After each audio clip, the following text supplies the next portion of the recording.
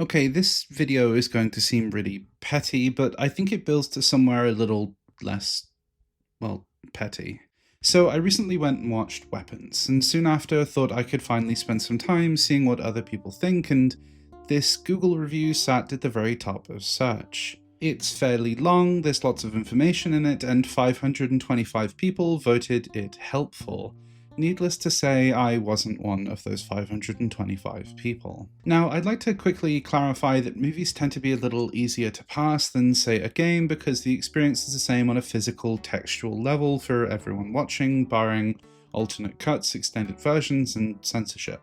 Where a 200-hour RPG only really has tens of hours of mandatory story/gameplay to get to the end, me and you watching the same movie will see the same footage. As the likes of Lake Mungo prove, lots will be missed, but you can have a very similar experience in the same amount of time. As Lake Mungo also proves, people's reflections on that work are often disparate. This review will have been written up after likely a single sitting, and I don't expect them to catch everything, so I'm going to go some way to addressing their points, and this will lead me down a final path, so I hope you'll stick around for it. Naturally, I'll also miss things too, or have different interpretations, so feel free to share yours as well. Just quickly before starting, I'm going to have to be sparse with the footage here as I only have trailers to work off, and sorry about that. So, Gladiator says, I honestly walked out of the theatre feeling super disappointed. I was expecting a good dose of horror and suspense, but instead it was just 2 hours of flashbacks and plot holes. The movie felt like it was trying too hard to be deep or scary, but it missed the mark. The hype surrounding it must have been from people either overpraising the director or just bots, because I can't imagine it's that highly rated for any good reason. Save your money on tickets and snacks and treat yourself to something actually enjoyable instead. The pacing drags, and every time it seems like things are about to get interesting, they hit you with another flashback.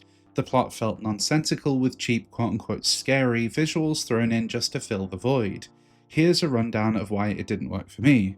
Now, there are spoilers, and I can't really avoid that, so I'm just going to give them as they pop up. And if you haven't seen it, I'm sorry, but I'd recommend going to watch it and hopefully coming back. Number 1 is, what's the deal with her being a clown? And number 2 is, how are they seeing the clown aunt if the whole thing is supposed to be based on voodoo? I'm going to put these two together. Naturally, the spookiness and weirdness of this is intentionally left up to the audience to figure out, but I'll give my interpretation here.